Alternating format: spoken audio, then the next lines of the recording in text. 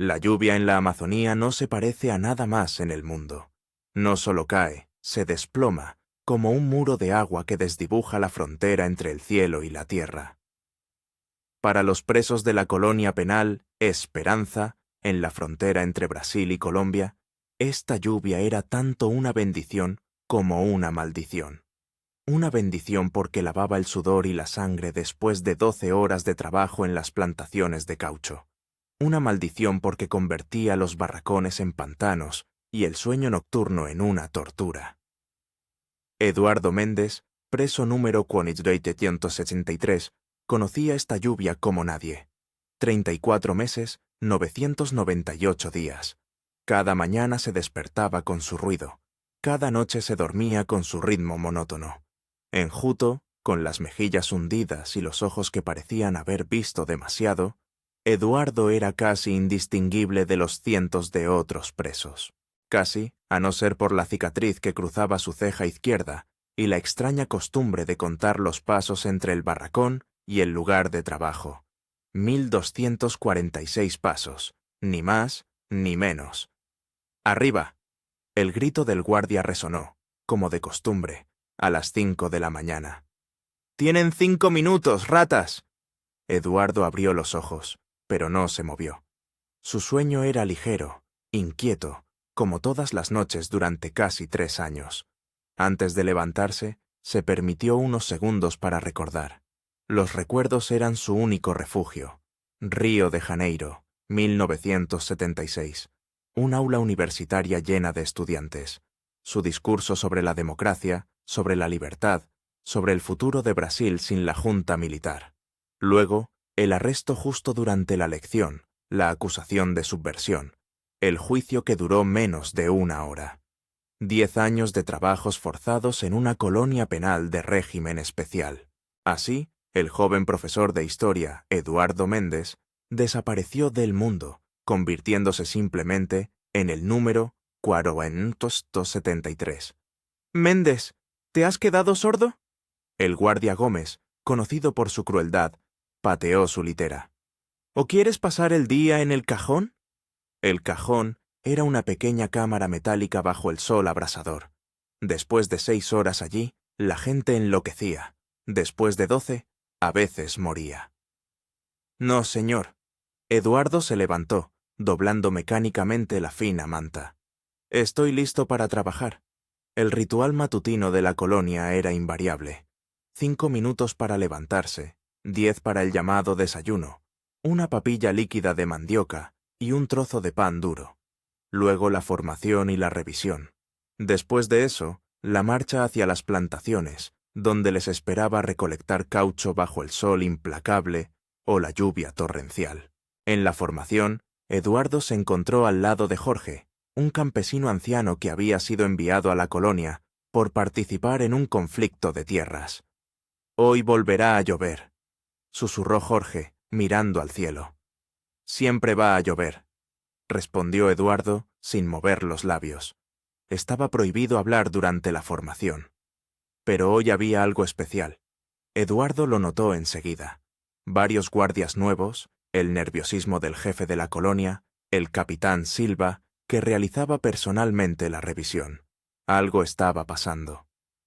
«Esta semana es especial», anunció el capitán Silva, un hombre alto con porte militar y ojos fríos. «Recibiremos una comisión del ministerio. La colonia debe parecer ejemplar. Cualquier infracción y el culpable irá al calabozo.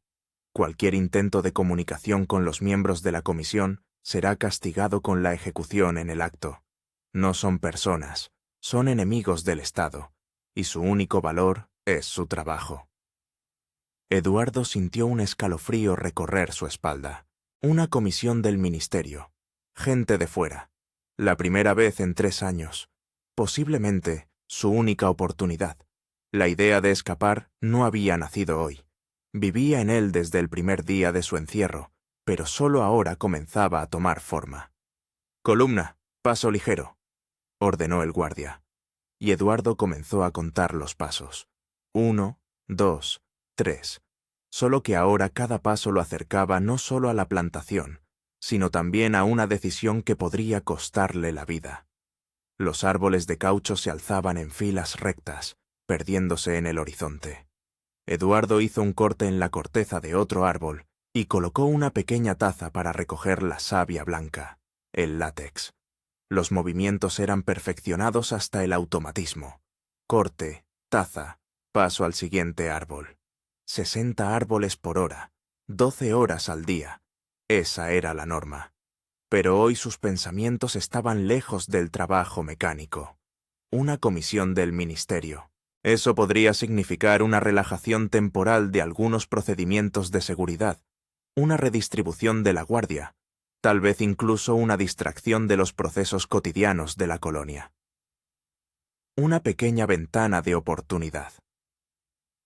«Oye, profesor», le llamó en voz baja Miguel, un joven indígena que trabajaba en la fila de al lado. «¿Has oído? Van a traer periodistas». Eduardo le echó una mirada cautelosa. Miguel llevaba solo 6 meses en la colonia, enviado por participar en protestas de pueblos indígenas contra la tala de bosques. Joven, ingenuo, pero con una mente aguda. «¿De dónde sacaste esa información?», preguntó Eduardo, sin dejar de trabajar. «De la cocina. Mi primo ayuda en la cocina». Escuchó una conversación de los guardias. Van a mostrar cómo la Junta reeduca a los enemigos del Estado. Periodistas, el mundo exterior, testigos. Eduardo sintió que le latía más rápido el pulso. Si la información era correcta, eso cambiaba todo. «¿Cuándo?», fue lo único que preguntó. «En 3 días. El jueves. 3 días». Eduardo echó un vistazo al bosque que los rodeaba. La colonia Esperanza estaba ubicada en el corazón del Amazonas, a cientos de kilómetros de la ciudad más cercana. Alrededor, solo jungla, ríos y pequeñas aldeas de indígenas. Escapar de allí parecía un suicidio. Incluso si lograra superar los muros y evitar las balas de los guardias, la jungla mataría a una persona desprevenida en cuestión de días. Pero él tenía una ventaja. Durante 3 años en la colonia, Eduardo había estudiado cada centímetro del territorio, cada turno de guardia, cada debilidad en el sistema de seguridad. Había observado, memorizado, analizado, y, no menos importante, se había hecho amigo de los presos locales, como Miguel, que conocían la jungla como la palma de su mano. «Miguel», Eduardo bajó la voz a un susurro, «¿alguna vez has pensado en lo que hay detrás de estos muros?». El joven indígena le lanzó una mirada rápida. «Todos los días, profesor. Todos los días. ¿Y hasta dónde llegarías si salieras de aquí?». Miguel dejó de trabajar y miró atentamente a Eduardo. «¿Hablas en serio?». «Solo una conversación», se encogió de hombros Eduardo. «Teórica». Miguel reanudó el trabajo, pero su voz cambió. «Teóricamente, iría al este, hacia el río. Allí está la aldea de mi tribu, a 3 días de camino. Pero eso si conoces el camino. Si no, la jungla te engullirá en un día». Eduardo asintió. Era precisamente lo que temía. Sin un guía, sin conocer la zona, la fuga equivalía al suicidio. «¿Y ayudarías a alguien a encontrar ese camino?». «Teóricamente». Miguel guardó silencio durante un largo rato, trabajando en otro árbol. «Depende de quién pregunte», respondió finalmente. «¿Y para qué?». «Para contarle al mundo la verdad, sobre lo que sucede aquí». Su conversación fue interrumpida por el silbato del supervisor, que señalaba la pausa para el almuerzo. 20 minutos bajo el sol abrasador, con un plato de frijoles y maíz. Durante el almuerzo, Eduardo se sentó junto a Jorge y un hombre negro de mediana edad llamado Antonio, un antiguo líder sindical. Ambos llevaban más tiempo en la colonia que Eduardo y gozaban de respeto entre los presos. «Algo se está cociendo», dijo Antonio en voz baja, mirando a los guardias. «Están nerviosos». «Una comisión del ministerio», respondió Eduardo. «Con periodistas». Jorge resopló.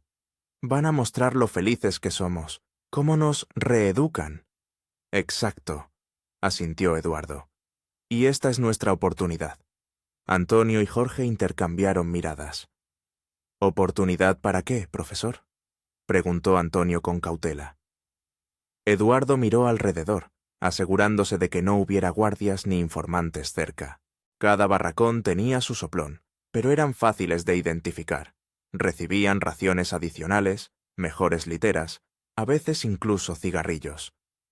«Oportunidad para contar la verdad», respondió. «O oportunidad para algo más». Antonio frunció el ceño. «¿Estás hablando de escapar? Es un suicidio». «No necesariamente», replicó Eduardo. «No si lo planeas todo, no si consigues ayuda». «¿De quién?», preguntó Jorge. «De Miguel. Él conoce la jungla. Su tribu está a solo 3 días de camino». Antonio negó con la cabeza. «Incluso si superas el muro, te dispararán. Y si no, la jungla te matará. Serpientes, jaguares, enfermedades. Por no hablar de que te buscarán. Perros, helicópteros». «Los helicópteros solo vienen en caso de fugas masivas», replicó Eduardo. «Y los perros son inútiles en la jungla. Hay demasiados olores. Además, si me voy durante la visita de la comisión, no darán la alarma de inmediato. No querrán arruinar la impresión». «¿Y cómo vas a superar el muro?», preguntó Jorge. «Tiene 5 metros de altura, con alambre de púas en la parte superior». Eduardo sonrió. «No voy a superar el muro. Voy a salir por la puerta». Su plan comenzaba a tomar forma. Audaz, peligroso, pero no imposible. Necesitaba información, recursos y ayuda. Y tenía solo 3 días para organizarlo todo. Aquella noche, después del trabajo, cuando los presos regresaron a los barracones, Eduardo comenzó a actuar. Lo primero que hizo fue dirigirse a Pablo, un pequeño ladrón que podía conseguir prácticamente cualquier cosa, desde una ración extra de comida hasta artículos prohibidos. «Necesito un mapa», dijo Eduardo, entregándole a Pablo su ración de azúcar semanal, la moneda de la colonia. «De la región alrededor de la colonia. Y una brújula». Pablo silbó. «Esto es serio, profesor. Estas cosas no son cigarrillos. Por esto te pueden aumentar la condena. O peor». «Lo sé, pero ¿puedes conseguirlo?». Pablo reflexionó. «El mapa, tal vez. Uno de los guardias tiene un atlas. La brújula es más difícil. Pero hay un anciano en el taller que hace caseras. No son muy precisas, pero son mejores que nada». «¿Cuánto tiempo necesitas?». «2 días, tal vez 3». «Tengo 2», dijo Eduardo con firmeza. «No más». Luego habló con Miguel. Una larga y silenciosa conversación en un rincón oscuro del barracón, mientras el resto de los presos dormían o fingían dormir. «No te pido que vengas conmigo», dijo Eduardo. «Solo que me enseñes a sobrevivir en la jungla. ¿Qué comer? ¿Cómo encontrar agua? ¿Cómo orientarme?». Miguel guardó silencio durante un largo rato antes de responder. «No sobrevivirás solo, profesor. La jungla no es una ciudad. Hay que nacer aquí para entenderla. Aprendo rápido». «No tan rápido». Miguel suspiró. «Iré contigo». Eduardo se sorprendió. «¿Por qué?». «Porque tienes razón. Alguien tiene que contarle al mundo la verdad, sobre lo que está pasando aquí, sobre lo que le están haciendo a mi pueblo, a nuestra tierra». Miguel lo miró a los ojos. «Y porque de todas formas, voy a morir aquí. Prefiero morir libre en la selva que esclavo en una plantación». Esa noche Eduardo apenas durmió. Estaba acostado en su dura litera, escuchando los ronquidos y gemidos de los otros prisioneros, y pensaba en la libertad, en lo que significa, en el precio que habría que pagar, y en lo que le esperaba tras los muros de la colonia, si tenía la suerte de llegar hasta ellos. Recordó a su esposa, María, y a su hija, Isabela, a quienes no les permitían visitarlo. Se preguntaba si su hija de 6 años aún lo recordaría, si lo reconocería si lo viera. El plan era arriesgado, las posibilidades de éxito, mínimas. Pero por primera vez en 3 años, Eduardo sintió algo que casi había olvidado: la esperanza. La mañana del jueves amaneció inusualmente clara. Ni una nube en el cielo, ni rastro de la lluvia habitual, como si la propia naturaleza hubiera decidido cooperar con el espectáculo que preparaba la administración de la colonia para la comisión que llegaba. Eduardo se despertó antes de lo habitual. Los últimos 2 días apenas había dormido, preparándose. Pablo había cumplido su palabra. Había conseguido un mapa desvencijado de la región, arrancado de un atlas, y una brújula rudimentaria, hecha con una aguja imantada con la batería de la radio de los guardias. Miguel pasaba cada minuto libre contándole sobre la selva, qué plantas eran comestibles, cuáles venenosas, cómo encontrar agua, cómo evitar serpientes y depredadores. Antonio y Jorge también ayudaron. Antonio, que trabajaba en la lavandería, consiguió ropa adicional para Eduardo y Miguel, no uniformes de prisioneros, sino ropa de trabajo del personal de mantenimiento. Jorge, que tenía el privilegio de trabajar en la cocina, logró guardar algo de comida: frijoles secos, tortillas de maíz, unas tiras de carne seca. Pero lo más importante, Eduardo lo hizo él mismo. Observó a la guardia, el horario, la preparación para la llegada de la comisión. Y notó lo que esperaba notar: una brecha en el sistema de seguridad. La comisión debía llegar a las 10 de la mañana. Para recibirlos, se había preparado un grupo especial de prisioneros modelo, los que parecían más sanos y obedientes. El resto debía permanecer en las plantaciones, lejos de la vista de los visitantes. Pero había un problema: la lavandería. Estaba situada cerca del edificio administrativo, donde iba a tener lugar la reunión, y los prisioneros que trabajaban allí podían toparse con la comisión. Por lo tanto, el capitán Silva había ordenado que fueran reemplazados temporalmente por trabajadores asalariados del pueblo cercano. Esta era su oportunidad. Eduardo y Miguel, vestidos con ropa de personal de mantenimiento, con el mapa y la brújula escondidos en los bolsillos secretos que Antonio había cosido, con una pequeña reserva de comida. Debían mezclarse con el grupo de trabajadores asalariados cuando éstos abandonaran la colonia después del turno. El riesgo era enorme. Si los atrapaban, Eduardo sabía lo que pasaría: una ejecución pública como advertencia para los demás. Pero si no se arriesgaban ahora, podría no haber otra oportunidad. ¿Estás seguro?, preguntó Miguel, cuando se encontraron detrás del barracón antes de la formación matutina. Aún no es tarde para echarse atrás. Eduardo miró el sol naciente. Seguro. ¿Y tú? Miguel sonrió, por primera vez en todo el tiempo que Eduardo lo conocía. Nací en la selva, profesor. Me está llamando a casa. La formación matutina transcurrió como de costumbre, pero con una diferencia. El capitán Silva se dirigió personalmente a los prisioneros.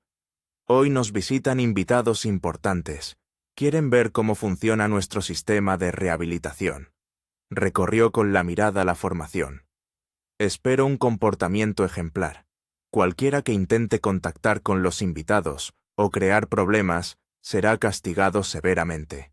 No están aquí para hablar. Están aquí para trabajar y expiar su culpa ante la sociedad. Después de la formación, la mayoría de los prisioneros, como de costumbre, se dirigieron a las plantaciones. Pero Eduardo y algunas otras personas, incluido Antonio, fueron enviados a la lavandería para preparar la sala antes de la llegada de los trabajadores asalariados. ¿Todo listo?, preguntó Antonio en voz baja, mientras doblaban las sábanas limpias. Eduardo asintió. En la medida de lo posible. Si los atrapan. Lo sé, pero si llegamos a la tribu de Miguel, y desde allí a la ciudad, si contamos lo que está pasando aquí. Antonio le puso una mano en el hombro. Entonces todo esto no será en vano. Hizo una pausa. María e Isabela estarán orgullosas de ti. Eduardo tragó saliva. Cuida de Jorge, se está debilitando demasiado. Lo prometo. A las 9 llegaron a la lavandería los trabajadores asalariados, 6 mujeres y 2 hombres del pueblo vecino. Un guardia condujo a los prisioneros de regreso a los barracones. A todos menos a Eduardo y Miguel que se escondieron discretamente en el trastero, entre sacos de ropa sucia. A través de una estrecha rendija en la puerta, vieron como 2 coches negros entraban en el patio de la colonia.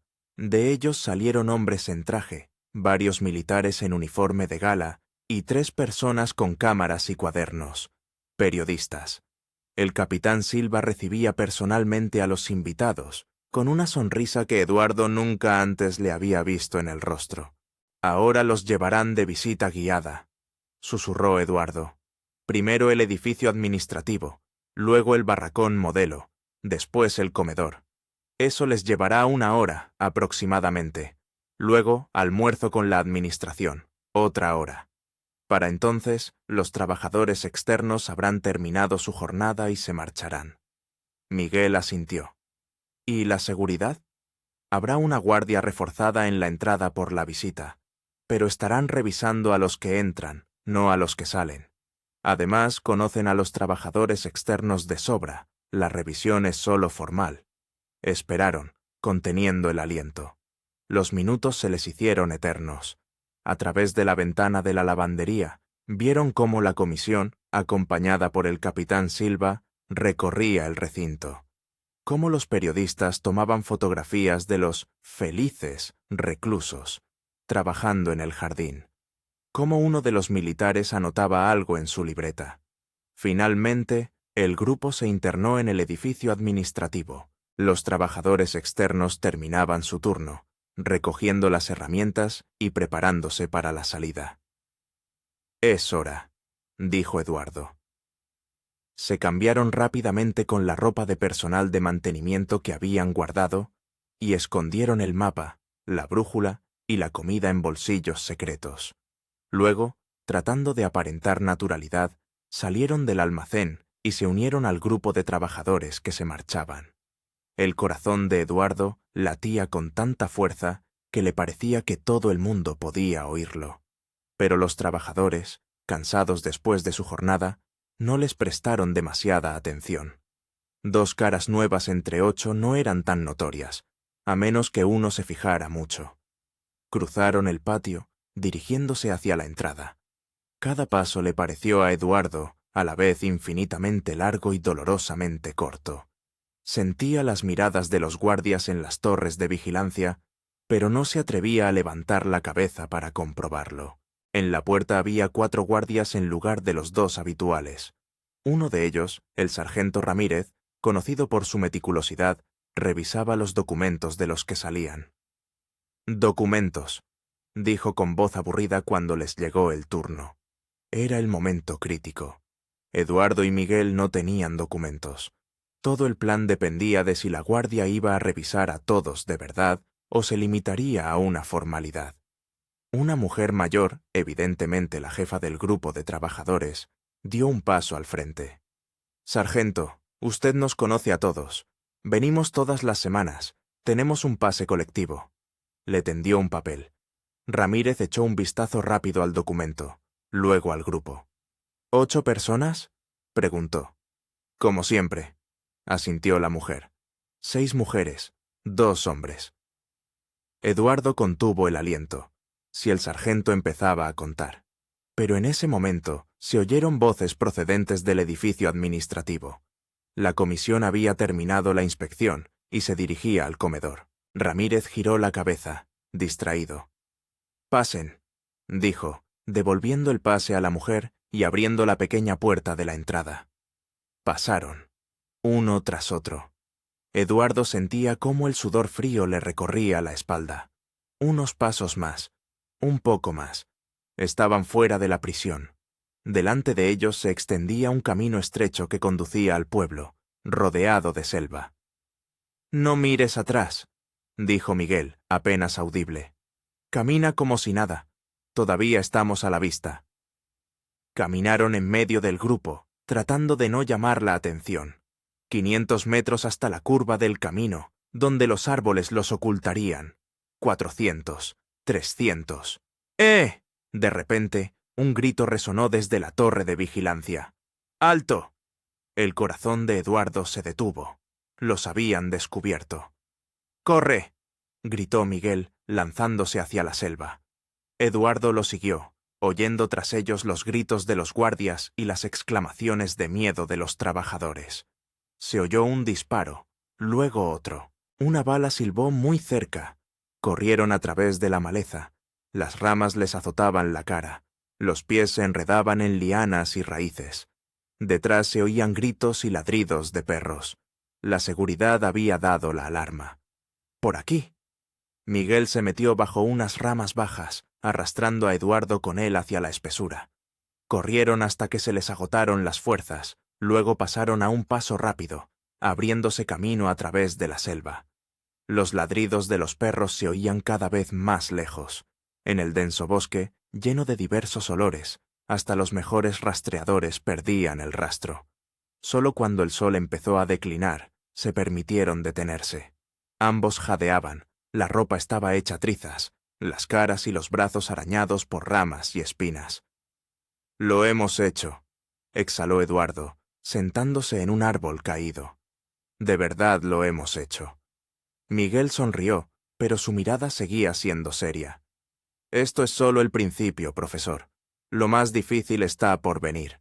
Eduardo asintió, sacando la brújula. La aguja temblaba, pero apuntaba con firmeza hacia el norte. «¿A dónde ahora?», preguntó. Miguel miró al cielo, la posición del sol, luego los árboles circundantes. «Hacia el este, hacia el río. Pero primero tenemos que borrar nuestras huellas». Siguieron adelante, adentrándose en el corazón de la Amazonía. Atrás quedó la colonia Esperanza, con sus horrores. Adelante, la incertidumbre de la selva, llena de peligros, pero también llena de libertad. Eduardo sentía una extraña ligereza, a pesar del cansancio y el miedo. Por primera vez en 3 años, no oía los gritos de los guardias, no veía muros ni alambradas. Era libre.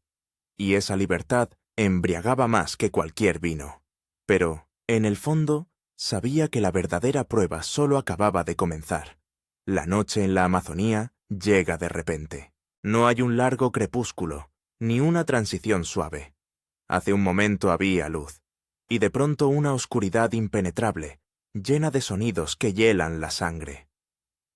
Eduardo y Miguel improvisaron un campamento en una pequeña elevación.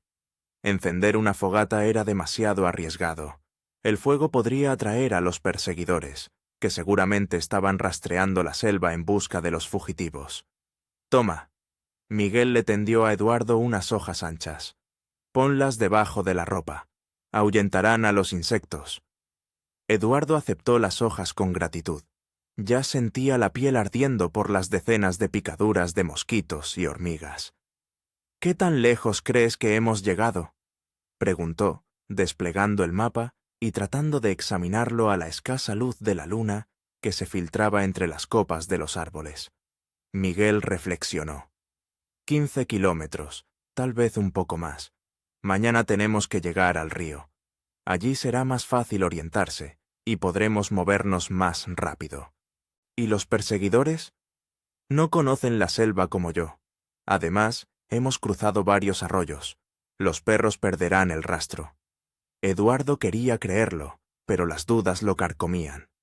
El capitán Silva no era de los que se rinden fácilmente, especialmente ahora, cuando la fuga había ocurrido justo delante de las narices de la comisión del ministerio.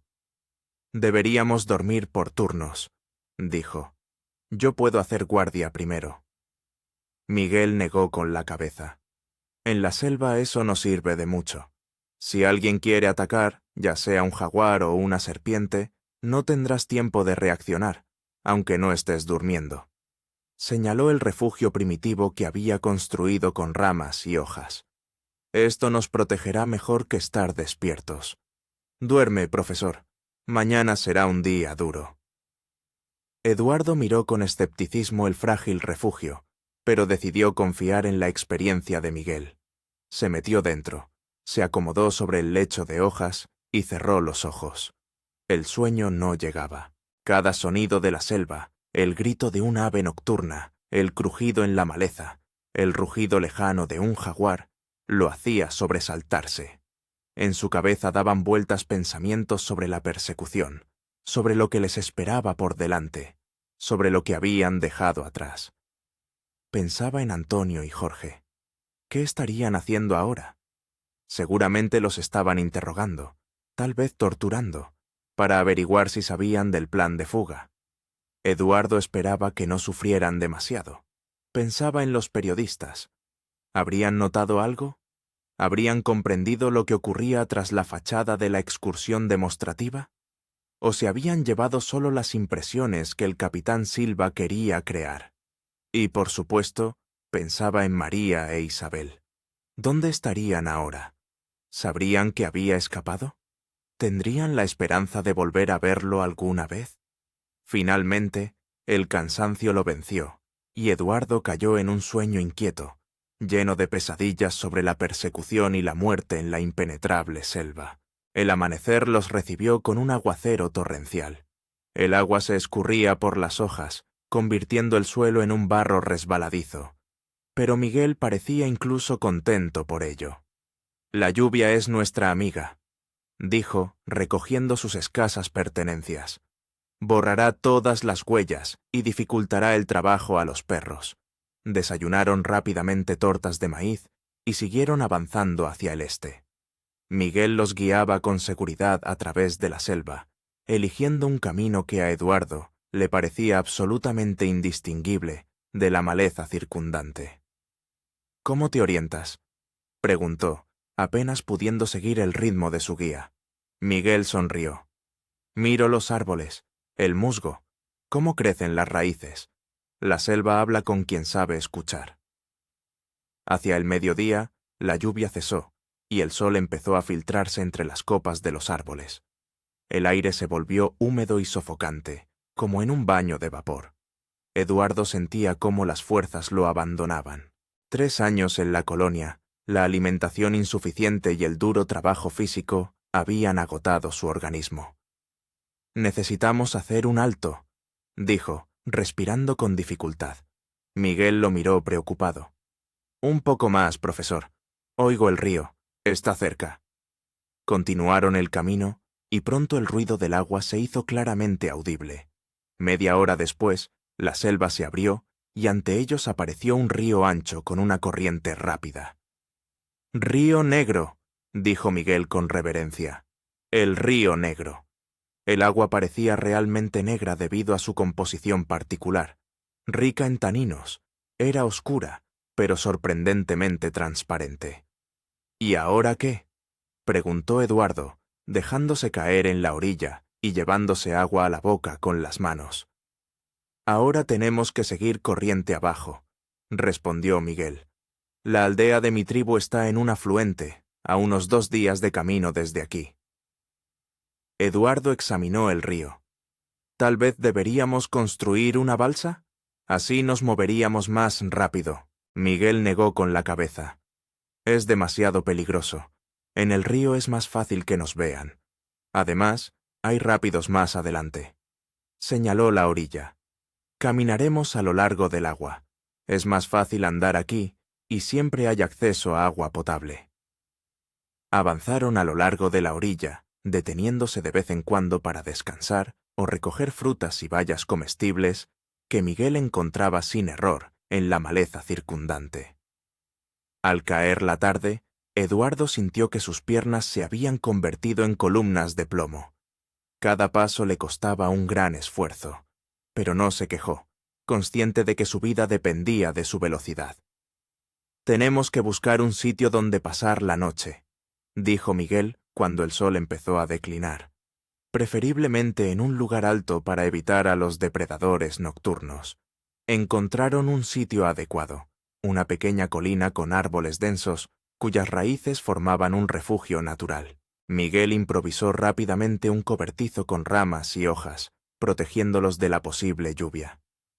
«Mañana tenemos que llegar al afluente», dijo, extendiendo los frutos que habían recogido por el camino. «Desde allí queda un día de camino al pueblo». Eduardo asintió, demasiado cansado para hablar. Le dolían los músculos, la piel le ardía por las quemaduras del sol y las picaduras de insectos, y le martilleaba la cabeza por la deshidratación. a pesar de la abundancia de agua que los rodeaba. «Tienes que comer», dijo Miguel con insistencia, extendiéndole una extraña fruta de cáscara gruesa. Eduardo la aceptó y le dio un mordisco. El sabor era dulce y ligeramente ácido. «¿Qué es esto?», preguntó. «Cupuaçu, da fuerzas y sacia la sed». Comieron en silencio, escuchando cómo la jungla a su alrededor cambiaba gradualmente la sinfonía diurna de sonidos por una nocturna, más misteriosa e inquietante. «¿Crees que todavía nos están buscando?», preguntó Eduardo cuando los últimos rayos de sol desaparecieron tras el horizonte. Miguel lo miró con seriedad.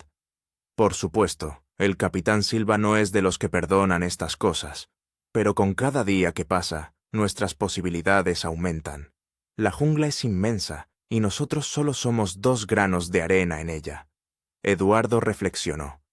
«¿Y qué pasará cuando lleguemos a tu pueblo? ¿No nos delatarán?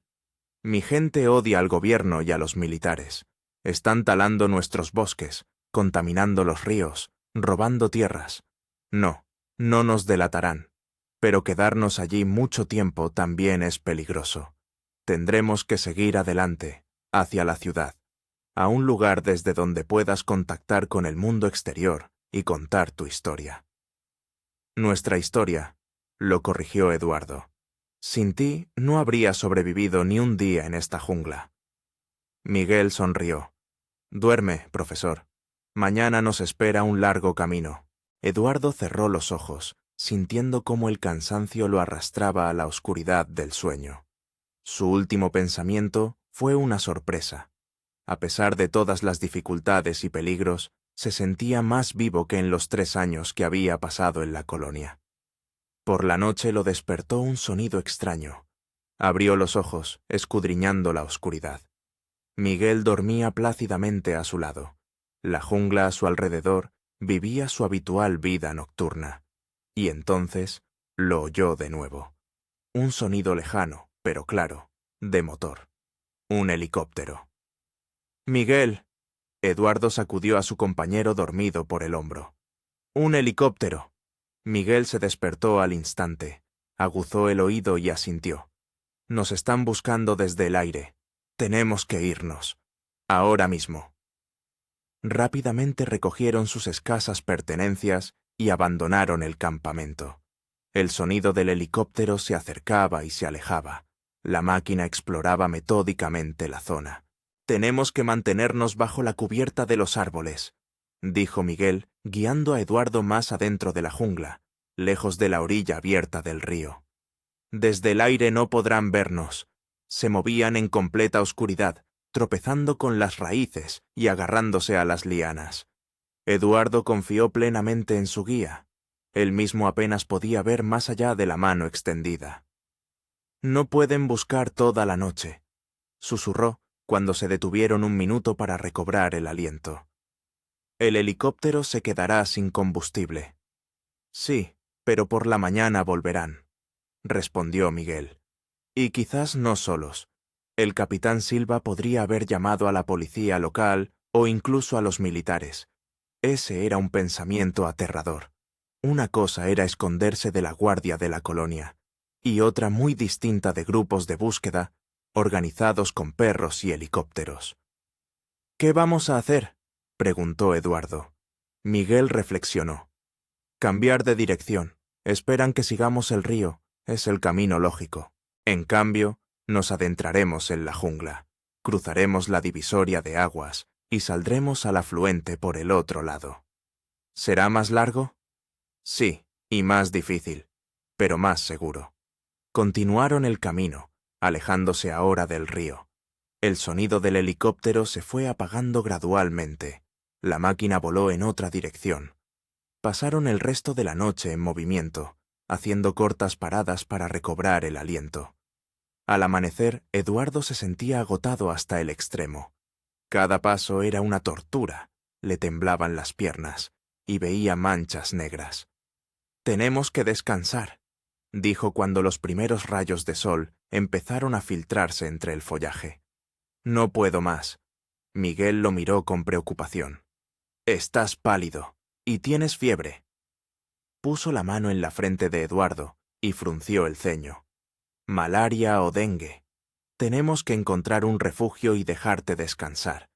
Encontraron una pequeña cueva formada por un árbol caído y una ladera que sobresalía. Miguel acostó a Eduardo sobre un lecho de hojas y le dio de beber agua de la cantimplora. «Voy a recoger hierbas», dijo. «Hay plantas que ayudan con la fiebre». Eduardo asintió débilmente, sintiendo que lo invadían escalofríos y calor. Sus pensamientos eran confusos y veía imágenes extrañas. No sabía cuánto tiempo había pasado, quizás minutos, quizás horas, cuando Miguel regresó con un manojo de hojas y raíces. «Bebe esto», dijo, extendiéndole a Eduardo una taza hecha de una hoja ancha, llena de un líquido amargo. «Te bajará la fiebre». Eduardo bebió obedientemente, haciendo una mueca por el amargor. Luego, Miguel le aplicó una compresa fría en la frente, hecha con hojas mojadas en agua. «Descansa», dijo. «Yo vigilaré». Eduardo cerró los ojos, hundiéndose en un sueño agitado, lleno de pesadillas. Soñaba con la colonia, el capitán Silva, las torturas en la caja. Soñaba con la selva, transformándose en un laberinto sin salida. Soñaba con María, sosteniendo a la pequeña Isabela en brazos, ambas llorando mientras miraban su fotografía. Cuando despertó, el sol ya se inclinaba hacia el ocaso. La fiebre había cedido, pero la debilidad persistía. Miguel estaba sentado a su lado, cortando un tubérculo en finas rodajas. «¿Cómo estás?», preguntó, al notar que Eduardo abría los ojos. «Mejor», sonrió débilmente. «Gracias». «No hay de qué. En mi tribu era ayudante del chamán. Sé algo sobre hierbas medicinales».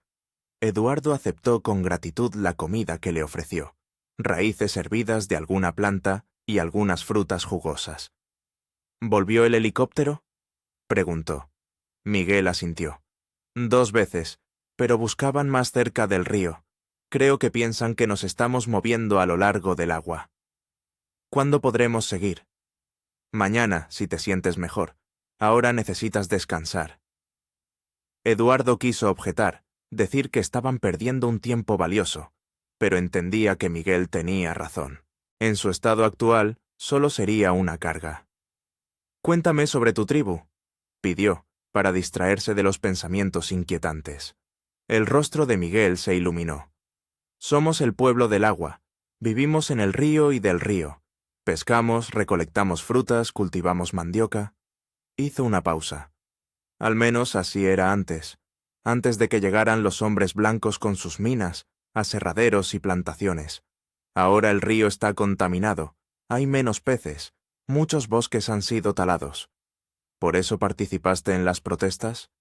«Sí, intentábamos detener la construcción de una nueva carretera a través de nuestras tierras. Bloqueamos las excavadoras». Sonrió amargamente. «Nos arrestaron por obstaculizar el desarrollo y actividades subversivas. Y los enviaron a la colonia. Sí, a mí y a varios hombres jóvenes de la tribu. Los demás...» Miguel se calló. Su rostro se ensombreció. «Los demás no sobrevivieron al arresto». Eduardo le puso una mano en el hombro. «Lo siento. Por eso debo regresar, contar lo que sucedió y ayudarte a contar tu historia». Pasaron la noche en una cueva, turnándose para vigilar, aunque Miguel insistió en que Eduardo descansara más. Al amanecer, la fiebre había remitido casi por completo, y se sentía lo suficientemente fuerte como para continuar el camino. Siguieron adelante, ahora con más cautela, deteniéndose a menudo para escuchar. El sonido del helicóptero ya no les inquietaba, pero eso no significaba que el peligro hubiera pasado. Hacia el mediodía llegaron a un pequeño arroyo, que, según Miguel, debía conducirlos a un afluente del río Negro, donde se encontraba la aldea de su tribu. «Un día más de camino», dijo, llenando la cantimplora con agua fresca. «Si no hay problemas, mañana por la noche estaremos allí». Pero los problemas no tardaron en llegar. Cuando ya estaban a punto de continuar, Miguel se detuvo de repente, escuchando atentamente. —¿Qué pasa? —preguntó Eduardo. —Perros —respondió Miguel brevemente—. Y gente. Mucha gente. Ahora también Eduardo lo escuchaba. Ladridos lejanos y voces resonando en la selva. Un grupo de búsqueda. —¿Vienen hacia aquí? —preguntó con inquietud. Miguel escuchó. —Todavía no. Están a 1 kilómetro al oeste aproximadamente. Pero se están moviendo en nuestra dirección. —¿Qué hacemos? —Irnos. Rápido y en silencio. Se movieron a lo largo del arroyo, tratando de no dejar rastro. Miguel iba adelante, eligiendo el camino sobre las piedras para no dejar huellas en la tierra blanda. Los ladridos de los perros se hacían cada vez más cercanos. El grupo de búsqueda se movía más rápido que ellos. —Nos están alcanzando —dijo Eduardo con ansiedad. Miguel asintió. —Tenemos que despistar a los perros. Miró a su alrededor, luego señaló unos matorrales de plantas con un olor fuerte. —Eso. Frota esas hojas y úntalas en la ropa y la piel. Eduardo siguió su ejemplo. El olor era penetrante, desagradable, pero si eso podía ayudar. —Ahora al agua —ordenó Miguel. Iremos contra la corriente, eso confundirá el rastro. Entraron al arroyo y se movieron aguas arriba, tropezando con las piedras resbaladizas y luchando contra la corriente. Era agotador, pero el miedo les daba fuerzas. Los ladridos de los perros se acercaban y se alejaban. Parecía que el grupo de búsqueda había perdido el rastro y se movía de un lado a otro. —Funciona —susurró Eduardo con esperanza. Miguel no respondió, continuando su camino con concentración. Su rostro estaba tenso. Sus ojos escaneaban constantemente la selva circundante. Vagaron por el agua hasta que el arroyo se convirtió en un estrecho riachuelo que apenas llegaba al tobillo. Era imposible seguir avanzando por el agua. —¿Ahora qué? —preguntó Eduardo. Miguel señaló la espesa maleza que tenían delante. —Por ahí. Pero ten cuidado. Es hiedra venenosa. No toques las hojas con la piel desnuda. Se abrían paso con cautela a través de la maleza, cuando de repente los ladridos de los perros resonaron muy cerca, demasiado cerca. —Han encontrado nuestro rastro —exhaló Miguel. —Corramos. Se lanzaron hacia adelante, sin preocuparse más por no dejar rastro. Ahora su única oportunidad era la velocidad. La jungla era un borrón a su alrededor. Las ramas les azotaban la cara. Los pies se enredaban en lianas y raíces. Eduardo sentía los pulmones arder, el corazón a punto de estallar, pero el miedo lo impulsaba hacia adelante. El ladrido de los perros los perseguía como una pesadilla de la que era imposible despertar. Parecía que los perseguidores estaban muy cerca, a punto de aparecer tras los árboles figuras uniformadas con armas en mano. De pronto, la jungla se abrió y se encontraron al borde de un precipicio. Abajo, a unos 10 metros, un río ancho fluía con rapidez. —Un afluente —jadeó Miguel. Lo encontramos, pero demasiado pronto. Los ladridos de los perros resonaban ya muy cerca. Entre los árboles se vislumbraban las figuras de los perseguidores. —Tendremos que saltar —dijo Miguel con decisión. —¿Sabes nadar? Eduardo asintió, aunque la perspectiva de saltar desde tal altura a un río turbulento lo aterraba tanto como sus perseguidores. Entonces saltamos a la cuenta de 3. 1, 2. No llegaron a contar hasta 3. 2 perros se abalanzaron desde la jungla, grandes pastores alemanes con las fauces abiertas. Tras ellos aparecieron hombres uniformados con armas. —¡Alto! —gritó uno de ellos. —¡O disparamos! Miguel agarró a Eduardo del brazo. —¡Salta! Se lanzaron al vacío en el mismo instante en que se oyó un disparo. Eduardo sintió un dolor agudo en el hombro, y a continuación lo engulló el agua helada. El agua estaba fría y turbia. Eduardo se hundió profundamente, sintiendo cómo la corriente lo arrastraba. Los pulmones le ardían por la falta de aire, el hombro herido le palpitaba de dolor. Salió a la superficie, jadeando para tomar aire, e inmediatamente oyó disparos. Las balas hacían espuma a su alrededor. En la orilla, los hombres uniformados apuntaban al río. «¡Miguel!», gritó Eduardo, sin ver a su compañero. No hubo respuesta.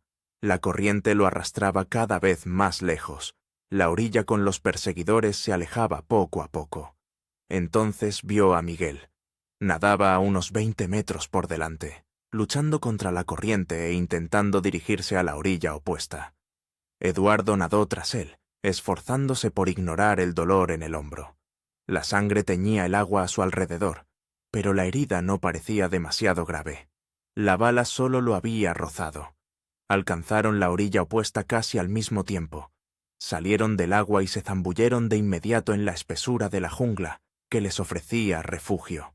Detrás, en la otra orilla, aún se veían las figuras de los perseguidores, pero no podían cruzar el río. Era demasiado ancho, la corriente demasiado rápida. «Estás herido», dijo Miguel al ver la sangre en la camisa de Eduardo. «Solo es un rasguño», respondió éste, aunque el dolor era bastante intenso. «La bala solo me ha rozado». Miguel examinó la herida y asintió. «Tienes suerte, pero hay que detener la hemorragia». Arrancó varias hojas anchas, las machacó hasta formar una pasta y las aplicó sobre la herida. El dolor se atenuó un poco. «Esto detendrá el sangrado y evitará la infección», dijo Miguel, fijando la improvisada venda con una tira de tela arrancada de su propia camisa. «Gracias». Eduardo miró a su salvador con gratitud. «Otra vez me has salvado la vida». Miguel se encogió de hombros.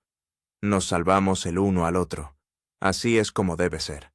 No descansaron mucho, solo unos minutos para recuperar el aliento. Luego, Miguel miró a su alrededor, ubicándose. «Tenemos suerte», dijo. «El río nos ha traído justo a donde necesitábamos ir. La aldea de mi tribu está a un día de camino río abajo». «¿Y los perseguidores?». Eduardo asintió hacia el río. «Pueden cruzarlo en algún otro lugar». «Puede ser», convino Miguel, «pero les llevará tiempo. Además, no saben con certeza a dónde vamos. Supongo que se dividirán. Una parte seguirá el río, otra volverá al helicóptero». «Así que tenemos ventaja».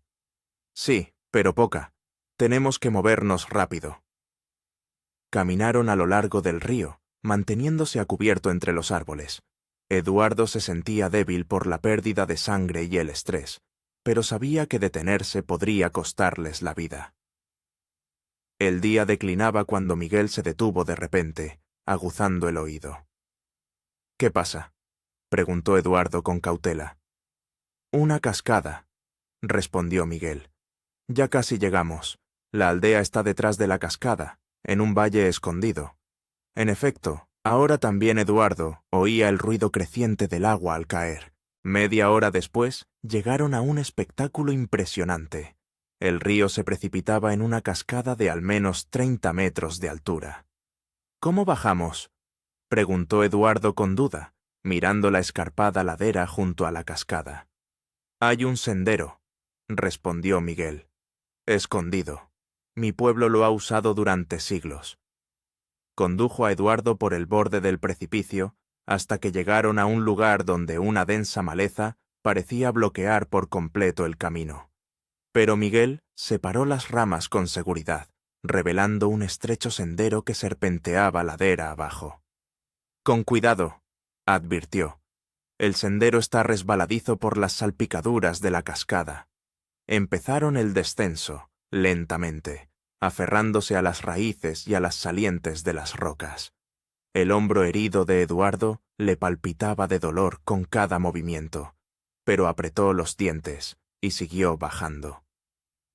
Cuando estaban a mitad de camino, Eduardo resbaló en una piedra mojada. El pie se le escapó del sendero, perdió el equilibrio y empezó a caer. Miguel reaccionó al instante. Lo agarró del brazo sano, evitando que cayera al abismo. «¡Agárrate!», gritó, tensando todos sus músculos para tirar de Eduardo de vuelta al sendero. Eduardo sentía cómo sus dedos resbalaban sobre la mano húmeda de Miguel. Un instante más y caería al vacío. Reuniendo sus últimas fuerzas, se impulsó con un brazo y se aferró a una raíz que sobresalía de la roca. Eso le dio a Miguel la oportunidad de agarrarlo con más fuerza y arrastrarlo de vuelta al sendero.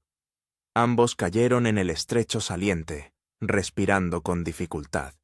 «Gracias», jadeó Eduardo, cuando pudo hablar. «Otra vez». Miguel solo asintió, demasiado exhausto para responder. Continuaron el descenso, ahora con aún más cuidado. Finalmente, el sendero los condujo hasta la base de la cascada, donde el río volvía a ser tranquilo y ancho. «Mira», Miguel señaló hacia adelante. En el crepúsculo que se espesaba, Eduardo vio luces, pequeños puntos de luz entre los árboles en la orilla opuesta del río. «¡Un pueblo!», exhaló con alivio. «Sí», asintió Miguel, y por primera vez en todo el tiempo que se conocían, Eduardo vio en su rostro una sonrisa genuina y amplia. Hogar. Cruzaron el río a pie en un lugar donde se ensanchaba y era poco profundo, y se dirigieron hacia las luces. Cuanto más se acercaban, más claros se volvían los sonidos del pueblo. Voces, risas, ladridos de perros. En las afueras del pueblo, los recibió un grupo de hombres con lanzas y arcos. Miraban a los extraños con cautela, listos para defender su hogar. Miguel se adelantó y habló en una lengua que Eduardo no entendía, rápida, melodiosa, llena de sonidos guturales. Los rostros de los guerreros cambiaron. La desconfianza se convirtió en sorpresa, luego en alegría. Uno de ellos, un anciano de cabello canoso y rostro surcado de arrugas, dio un paso al frente y abrazó fuertemente a Miguel. «Mi padre», explicó Miguel, volviéndose hacia Eduardo. «Dice que ya no esperaba verme con vida». Los condujeron al pueblo, un pequeño asentamiento de unas 20 chozas construidas con madera y hojas. En el centro ardía una gran hoguera, alrededor de la cual se reunían los habitantes. La aparición de Miguel causó un verdadero revuelo. Las mujeres lloraban, abrazándolo. Los niños lo miraban con curiosidad. Los hombres le daban palmadas en el hombro. A Eduardo también lo trataron amistosamente, aunque con cierta cautela. Miguel lo presentó como un amigo y aliado, y explicó su situación. Los llevaron a una gran choza, donde una anciana, la madre de Miguel, curó la herida de Eduardo con verdaderos medicamentos, en lugar de remedios improvisados de la selva. Luego les dieron comida de verdad, caliente, la primera en muchos días. Cuando las necesidades básicas fueron satisfechas, tuvo lugar una conversación seria. Miguel, su padre, y varios ancianos de la tribu se sentaron en círculo junto con Eduardo. «Les he contado sobre la colonia», dijo Miguel, «sobre lo que está sucediendo allí, sobre nuestra fuga». El padre de Miguel habló, y su hijo tradujo sus palabras.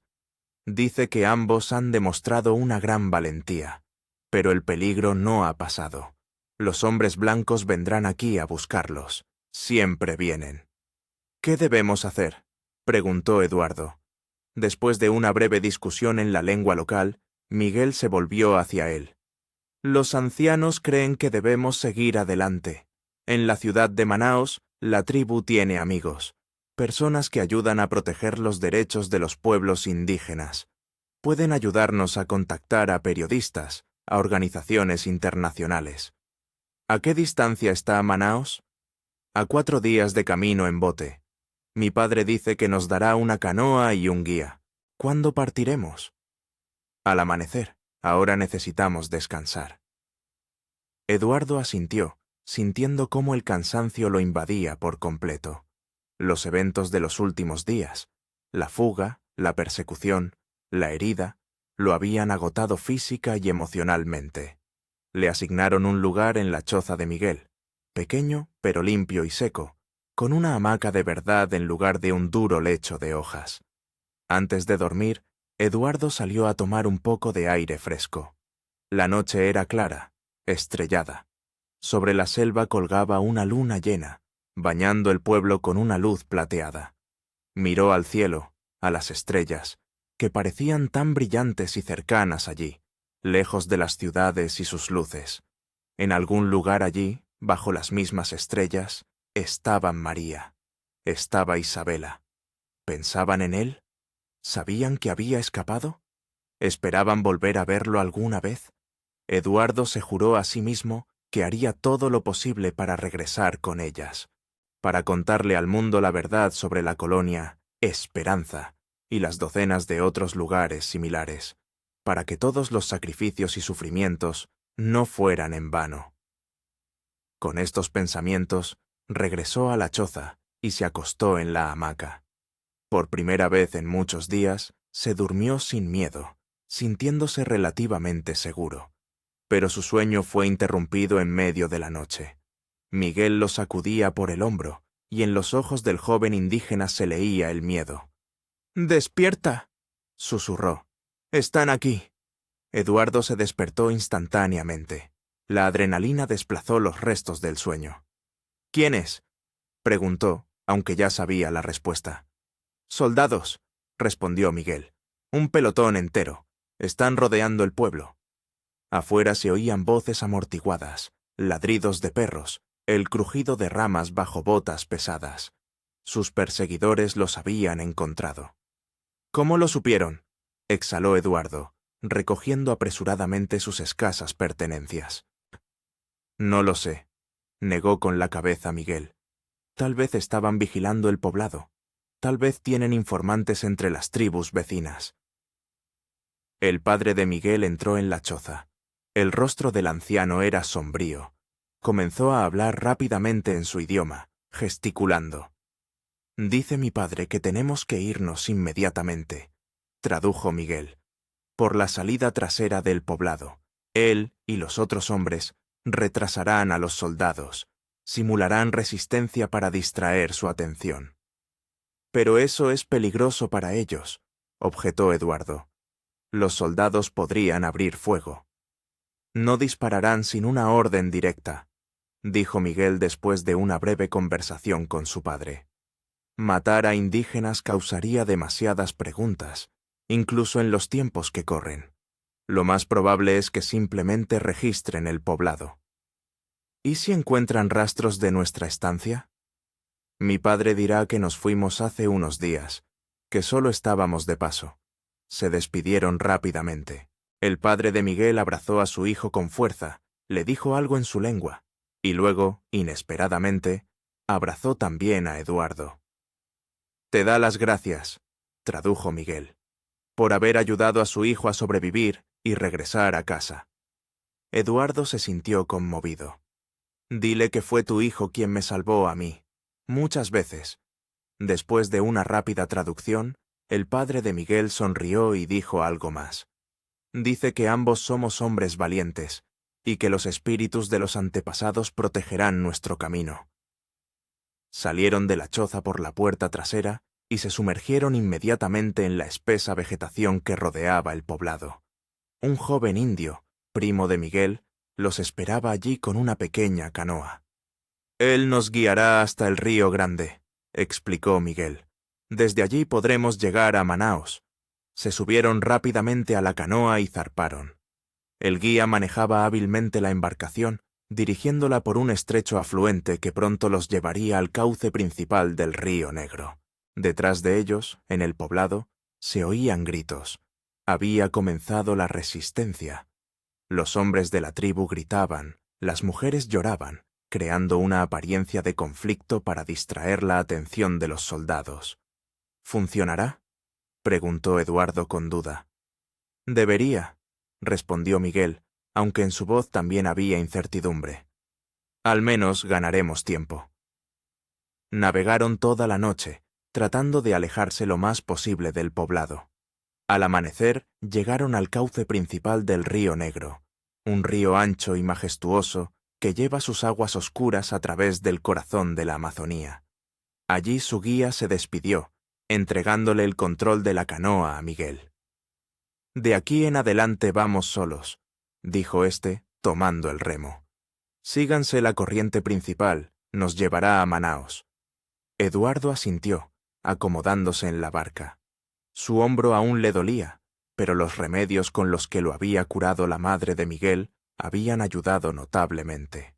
La herida se estaba cerrando y ya podía ayudar a remar, aunque solo con una mano. Pasaron todo el día navegando por el río, haciendo breves paradas para descansar y comer.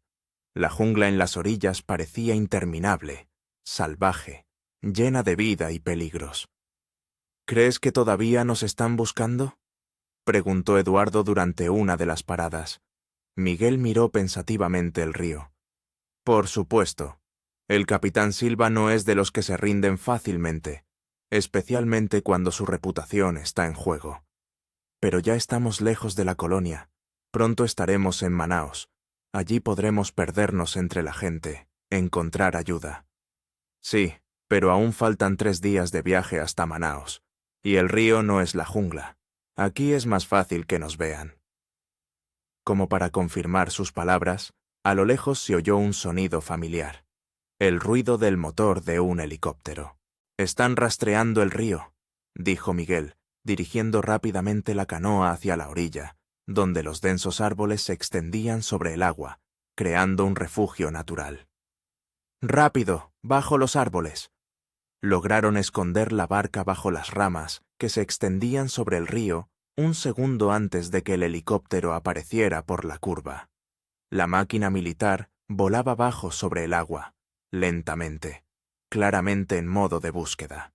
Eduardo y Miguel se quedaron paralizados, sin atreverse a moverse, mientras el helicóptero pasaba sobre el río. Parecía que estaba flotando justo encima de su escondite, tan cerca que se podían distinguir las caras de las personas que estaban dentro. Finalmente, la máquina se alejó. El sonido del motor se fue apagando gradualmente en la distancia. «Ese no será el último», dijo Miguel sombríamente. «Rastrearán el río regularmente». «Entonces tenemos que ser más cautelosos», respondió Eduardo. «Navegar más cerca de la orilla, bajo la cobertura de los árboles. Eso nos ralentizará. Mejor lento que nunca». Continuaron su camino, ahora manteniéndose más cerca de la orilla, listos para sumergirse en cualquier momento, bajo la protección de la jungla. El helicóptero, de hecho, regresó 2 veces más durante el día, pero lograron detectarlo a tiempo y esconderse. Al anochecer, llegaron a un lugar donde el río se ensanchaba, formando algo parecido a un lago. Aquí era más difícil encontrar refugio. Las orillas se alejaban, los árboles no se extendían sobre el agua. «Tendremos que esperar la noche», decidió Miguel. «En la oscuridad cruzaremos el espacio abierto». Encontraron una pequeña bahía donde esconder la canoa y montaron un campamento en la orilla. Miguel pescó algunos peces, que asaron en una pequeña fogata casi sin humo. «Mañana por la noche deberíamos llegar al asentamiento de San Gabriel», dijo Miguel, mirando las estrellas. «Allí vive un misionero, un americano. Ayuda a los pueblos indígenas, lucha por sus derechos. Él puede ayudarnos a llegar a Manaos a salvo». «¿Lo conoces?», preguntó Eduardo. «No personalmente, pero se habla de él en las tribus, lo respetan». Eduardo asintió. «Bien, un misionero puede tener contactos con organizaciones internacionales, con la prensa. Es justo lo que necesitamos». Cenaron en silencio, luego se turnaron para hacer guardia, protegiendo el campamento. La noche transcurrió tranquila, sin indicios de persecución. Al amanecer, volvieron a ponerse en marcha. El día prometía ser caluroso. El sol se elevaba en un cielo despejado. El aire era húmedo y pesado. Navegaban, intentando mantenerse a la sombra de los árboles cuando era posible. El helicóptero apareció varias veces más, pero siempre lograban verlo a tiempo y esconderse. Hacia el mediodía, llegaron al lugar donde un importante afluente desembocaba en el río Negro. Aquí el río se ensanchaba aún más, y la corriente se intensificaba. «Desde aquí hasta San Gabriel hay aproximadamente medio día de camino», dijo Miguel. «Si no ocurre nada, al atardecer estaremos allí». Pero el destino tenía otros planes. Cuando ya habían superado la confluencia de los ríos y entraron en el cauce principal, Miguel se tensó de repente, escudriñando el horizonte. —¿Qué pasa? —preguntó Eduardo. —Una lancha —respondió Miguel lacónicamente—. Una lancha militar. Ahora Eduardo también la veía. Una lancha rápida con hombres armados a bordo, que se dirigía río arriba, hacia ellos. —Nos están buscando —susurró—. ¿Qué hacemos? Miguel echó una rápida mirada a su alrededor. —A la orilla, rápido. Dirigieron la canoa hacia la orilla más cercana, pero ya era tarde. Los habían visto. La lancha cambió de rumbo y se dirigió hacia ellos, acortando rápidamente la distancia. —¡Remen hacia la orilla! —resonó una voz amplificada por un megáfono. —¡Deténganse o abriremos fuego! Eduardo y Miguel remaban con todas sus fuerzas, dirigiendo la canoa hacia la densa vegetación de la orilla. Si lograban llegar a la selva, aún tendrían una oportunidad. Pero la lancha era demasiado rápida. Los alcanzó cuando quedaban unos 30 metros para llegar a la orilla. —¡Última advertencia! —tronó la voz del megáfono. —¡Deténganse o disparamos! Miguel echó una rápida mirada a Eduardo. —Cuando te diga, salta al agua y nada hacia la orilla. Bajo el agua, lo más que puedas. —¿Y tú? —Yo los distraeré. —No, Miguel, no te voy a dejar. Es nuestra única oportunidad. Alguien tiene que contar la verdad. Miguel le apretó fuertemente el hombro. Tú lo prometiste, ¿recuerdas? Contarle al mundo lo que ocurre en la colonia, lo que están haciendo con mi pueblo. Eduardo quiso objetar, pero en ese momento se oyó un disparo de advertencia al aire. ¡Ahora!, gritó Miguel, girando bruscamente la canoa para que quedara entre la lancha y Eduardo. Eduardo se zambulló en el agua oscura, sumergiéndose lo más profundo posible. Nadó bajo el agua hasta que le faltó el aire. Luego levantó cuidadosamente la cabeza para respirar. Lo que vio le encogió el corazón. Miguel estaba de pie en la canoa, con las manos en alto, rodeado por la lancha militar. Los soldados le apuntaban con sus armas. Uno de ellos gritaba algo por el megáfono. Entonces ocurrió algo incomprensible. Miguel saltó de repente, pero no al agua, sino a bordo de la lancha. Se oyeron gritos, disparos. La lancha giró sobre sí misma. Los soldados corrían de un lado a otro por la cubierta. Eduardo no vio qué le pasó a Miguel. Volvió a sumergirse cuando las balas comenzaron a batir el agua a su alrededor. Nadó bajo el agua hasta que sus pulmones comenzaron a arder por la falta de oxígeno. Luego volvió a levantar la cabeza. La lancha se había alejado, persiguiendo la canoa vacía, que era arrastrada rápidamente por la corriente. A Miguel no se le veía por ninguna parte. Eduardo nadó hasta la orilla y salió a tierra firme, respirando con dificultad. Se escondió entre la espesa vegetación y miró hacia el río. La lancha seguía dando vueltas. Los soldados escudriñaban el agua, buscando claramente el cuerpo. Uno de ellos hablaba por la radio, llamando al parecer refuerzos. El corazón de Eduardo se contrajo de dolor y culpa. Miguel se había sacrificado para que él pudiera escapar, para que alguien pudiera contar la verdad. No podía permitir que ese sacrificio fuera en vano. Reuniendo sus últimas fuerzas, Eduardo se adentró en la selva, dirigiéndose hacia el sur, en dirección a San Gabriel. Sin bote, sin guía, sin provisiones, solo con un mapa, una brújula y la determinación de sobrevivir y cumplir su promesa. Caminó todo el día, orientándose por el sol y la brújula, tratando de no perderse en el laberinto infinito de la selva.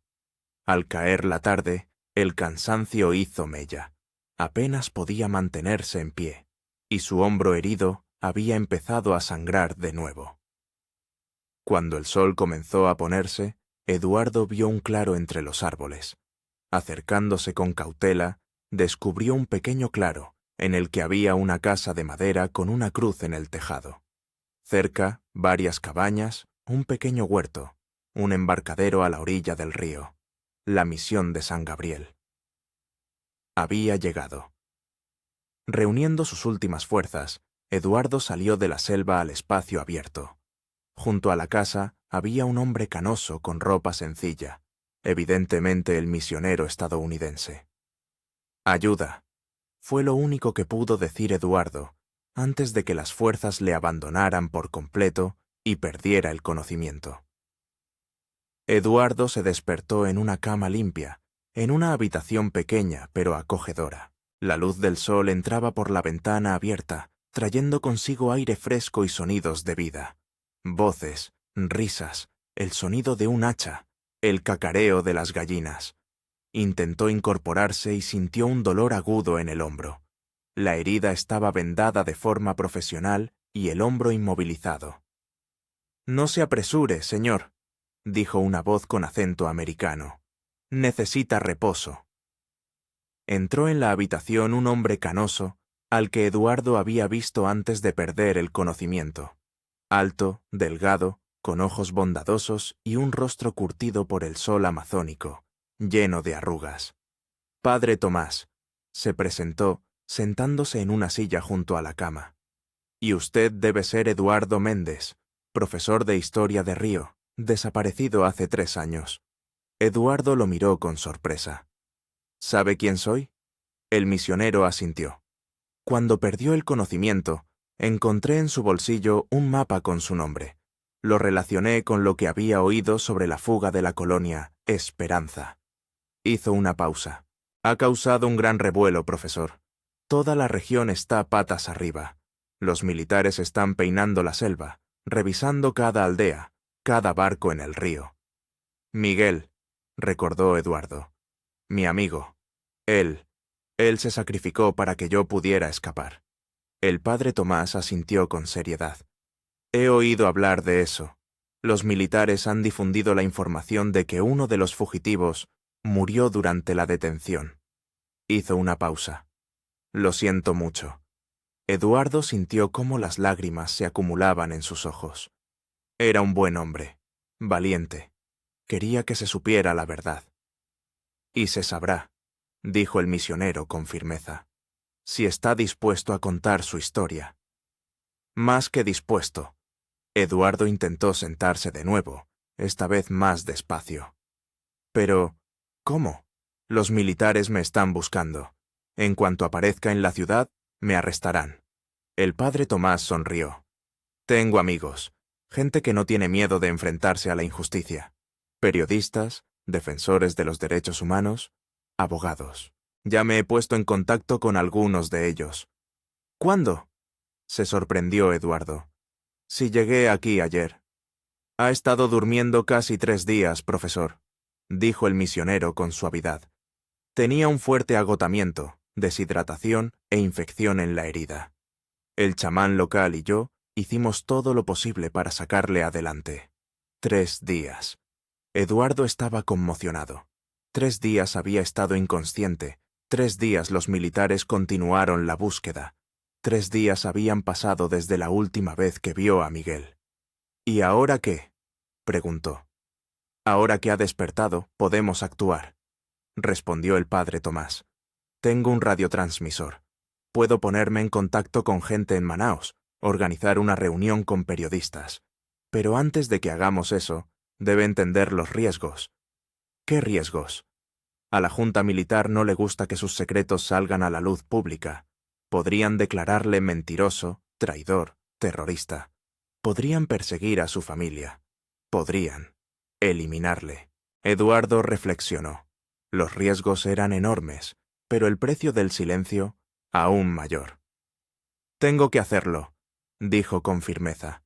«Por Miguel, por todos los que quedaron en la colonia, por la verdad». El padre Tomás lo miró atentamente, luego asintió. «Bien, entonces empezaremos grabando su historia. Todos los detalles, nombres, fechas. Luego haremos copias y las enviaremos a diferentes lugares, a periodistas, defensores de los derechos humanos, a organizaciones internacionales, para que, si le pasa algo, la verdad se sepa igualmente». Durante los 2 días siguientes, Eduardo dictó su historia, todo lo que había vivido durante 3 años en la colonia Esperanza. La crueldad de los guardias, las condiciones inhumanas, las torturas, las muertes de los prisioneros, la corrupción de la administración. Nombró personas, describió casos concretos, indicó fechas. Contó sobre Miguel, sobre su tribu, sobre cómo los pueblos indígenas de la Amazonía sufren por la arbitrariedad de las autoridades, cómo les quitan sus tierras, destruyen su cultura y los encarcelan en prisiones y colonias por intentar defender su forma de vida. El padre Tomás grababa todo, a veces haciendo preguntas para aclarar. Cuando la historia estuvo terminada, hizo varias copias y las envió con gente de confianza a diferentes lugares. «Ahora tenemos que organizar su encuentro con la prensa», dijo. «En Manaos hay un periodista que trabaja para una agencia internacional. No le tiene miedo a la Junta. Si le cuenta su historia, dará la vuelta al mundo». «¿Cómo llegaremos a Manaos?», preguntó Eduardo. «Los militares están revisando todos los barcos en el río». «Tengo un plan», sonrió el misionero. «Mañana viene a la misión el obispo de Manaos para la visita anual. Es un hombre de principios y no le gustan los militares. Si se va con él como su asistente». El plan era arriesgado, pero factible. El obispo, al conocer la historia de Eduardo, accedió a ayudar. Al día siguiente, vestido con ropa de monaguillo, con una tonsura rapada y gafas, Eduardo subió a bordo del barco episcopal. Una patrulla militar, por supuesto, los detuvo para una revisión, pero ante la autoridad de la Iglesia, incluso la Junta inclinaba la cabeza. Tras inspeccionar brevemente el barco y verificar los documentos del obispo, los soldados les permitieron continuar su camino. 2 días después, llegaron a Manaos, una gran ciudad situada en la confluencia de los ríos Negro y Amazonas. Aquí, en un lugar seguro, la casa del periodista Carlos Reyes, Eduardo finalmente pudo contar su historia a una persona que podía llevarla al mundo. Carlos, un hombre delgado y nervioso con un cigarrillo perpetuo entre los dientes, escuchaba sin interrumpir, grabando todo en una grabadora y tomando notas. «Esto es dinamita, profesor», dijo cuando Eduardo terminó. «Dinamita pura. La comunidad internacional no podrá ignorar algo así». «¿Qué pasará ahora?», preguntó Eduardo. «Enviaré el material a la redacción hoy mismo. Se publicará en la próxima edición. Pero debe estar preparado para las consecuencias». «¿Qué consecuencias?». «La Junta lo negará todo. Lo declarará mentiroso, traidor, posiblemente incluso terrorista. Habrá amenazas, tal vez incluso atentados». Carlos lo miró con seriedad. «Necesita protección, y no solo usted, sino también su familia. La familia, María e Isabela». Eduardo no se había permitido pensar demasiado en ellas durante la fuga. Era demasiado doloroso. Pero ahora, que la primera parte de su misión se había cumplido, los pensamientos sobre ellas llenaron su mente. «Mi esposa e hija están en Río», dijo. «No las veo desde hace 3 años. No sé cómo están, cómo viven». «Podemos averiguarlo», dijo Carlos. «Tengo contactos en Río, pero será más seguro si se reúnen con usted aquí y luego salen del país juntos». «¿Salir del país?», se sorprendió Eduardo. «Es la única forma de garantizar su seguridad», intervino el padre Tomás. «Después de la publicación de su historia, la Junta hará todo lo posible para silenciarlo. Necesita asilo político en otro país». Eduardo reflexionó. Dejar Brasil, quizás para siempre. Era una decisión difícil, pero por la seguridad de María e Isabela, estaba dispuesto a hacerlo. «Está bien», dijo finalmente, «pero primero quiero ver a mi familia». Carlos asintió. «Me pondré en contacto con mis colegas en Río. Encontraremos la manera de traerlas aquí de forma segura». Los días siguientes estuvieron llenos de tensa espera. Eduardo permaneció en la casa de Carlos, sin salir al exterior. El periodista envió el material a la redacción y ahora esperaba la publicación, mientras intentaba, a través de sus colegas, encontrar a María e Isabela.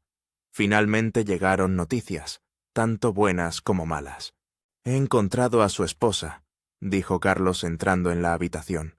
Vive en Río, trabaja como enfermera. Su hija está con ella, va a la escuela. El corazón de Eduardo se llenó de alegría. ¿Están bien? ¿Sanas? Sí, están bien. Pero hay un problema. Las están vigilando. Agentes de seguridad. Aparentemente, la Junta siempre creyó que usted podría intentar contactar a su familia. Esto complicaba la situación. ¿Cómo sacar a María e Isabela de Río si las estaban vigilando? Hay más noticias, continuó Carlos. La historia se ha publicado. Salió esta mañana en la prensa internacional. Ya hay una reacción. La ONU exige una investigación. Las organizaciones de derechos humanos están haciendo declaraciones, y en varios países ha habido manifestaciones frente a las embajadas brasileñas. ¿Y la Junta?, preguntó Eduardo. Como era de esperar, lo niegan todo. Lo llaman traidor y mentiroso. Han emitido una orden de arresto contra usted. Carlos hizo una pausa. Pero también hay buenas noticias.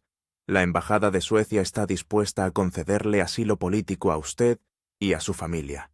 Suecia, un país lejano del norte, tan diferente de Brasil, pero un país donde estarían seguros. Ahora lo principal es sacar a María e Isabela de Río, dijo Eduardo. Tengo un plan, respondió Carlos. Arriesgado, pero factible. El plan era realmente arriesgado. Carlos contactó a un grupo de estudiantes activistas en Río que organizaron una manifestación frente al hospital donde trabajaba María. En el tumulto, lograron entregarle una nota de Eduardo y algunas instrucciones. Esa misma tarde, cuando María recogía a Isabela de la escuela, una joven, una de las activistas, se acercó a ellas y dijo en voz baja: «El profesor Méndez pidió que les dijera que las espera». Luego las condujo a un coche donde esperaba un conductor, que las llevó a un lugar seguro. Desde allí, con la ayuda de una red de activistas y periodistas, María e Isabela fueron trasladadas en secreto a Manaos, primero en autobús hasta una pequeña ciudad, luego en un avión privado perteneciente a un empresario que simpatizaba con la causa. Eduardo las esperaba en el aeropuerto de Manaos, oculto de miradas indiscretas en una sala de servicio. Cuando la puerta se abrió y entraron María y su hija Isabela, de 9 años, sintió que el corazón estaba a punto de estallarle. María, su María, parecía mayor de lo que recordaba. Tenía canas en el pelo y algunas arrugas alrededor de los ojos. Pero sus ojos, su sonrisa, su alma seguían siendo los mismos. E Isabela, la última vez que la había visto, era una niña pequeña que apenas empezaba a hablar. Ahora, frente a él, había una colegiala, mirando con cautela al desconocido que le habían presentado como su padre. «¿Papá?», preguntó con inseguridad, y esta simple pregunta le rompió el corazón a Eduardo.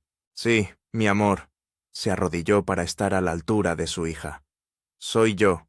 Te he echado mucho de menos». Isabela dio un paso adelante con vacilación, estudiando su rostro. Luego, para su sorpresa y alegría, corrió hacia él y lo abrazó con fuerza. «Mamá me enseñaba tus fotos», susurró, «todos los días, para que no olvidara cómo eras». Eduardo abrazó a su hija, sintiendo las lágrimas correr por sus mejillas. Luego, él se levantó y abrazó a María. «Perdóname», susurró, «por todos estos años, por todo lo que tuviste que pasar». «Estás vivo», respondió ella, tocándole el rostro como si no pudiera creer lo que veía. «Eso es todo lo que importa». Esa misma noche se dirigieron a la embajada sueca, donde les ofrecieron asilo temporal. Una semana después, volaron a Estocolmo, hacia una nueva vida, hacia la seguridad, hacia la libertad. Pero la historia no terminó ahí. La publicación de Eduardo sobre la colonia Esperanza desató un escándalo internacional. La ONU exigió una investigación y varios países impusieron sanciones contra la junta militar brasileña. Las organizaciones de derechos humanos iniciaron una campaña para la liberación de los presos políticos. Presionada por la comunidad internacional, la junta se vio obligada a permitir el acceso de observadores a la colonia Esperanza y a otras instituciones similares. Lo que encontraron allí confirmó todo lo que Eduardo había denunciado, y aún más. El capitán Silva fue arrestado y juzgado por crímenes contra la humanidad. Muchos presos, entre ellos Antonio y Jorge, fueron liberados. La presión sobre la Junta siguió aumentando. 2 años después de la publicación de la historia de Eduardo, se iniciaron protestas masivas en Brasil exigiendo reformas democráticas. 1 año después, el régimen militar cayó y el país comenzó un difícil camino hacia la democracia. Eduardo y su familia permanecieron en Suecia. Obtuvo una cátedra en la Universidad de Estocolmo. Escribió un libro sobre su experiencia que fue traducido a muchos idiomas y se convirtió en un éxito de ventas internacional. María trabajaba como enfermera en un hospital de Estocolmo. Isabela aprendió sueco rápidamente y le iba muy bien en la escuela, pero Brasil siempre permaneció en sus corazones.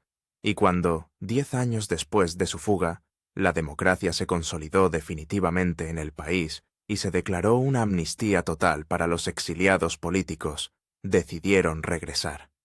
Eduardo quería hacer algo más, visitar a la tribu de Miguel, contarles sobre la valentía de su hijo y hermano, sobre cómo se había sacrificado por la verdad.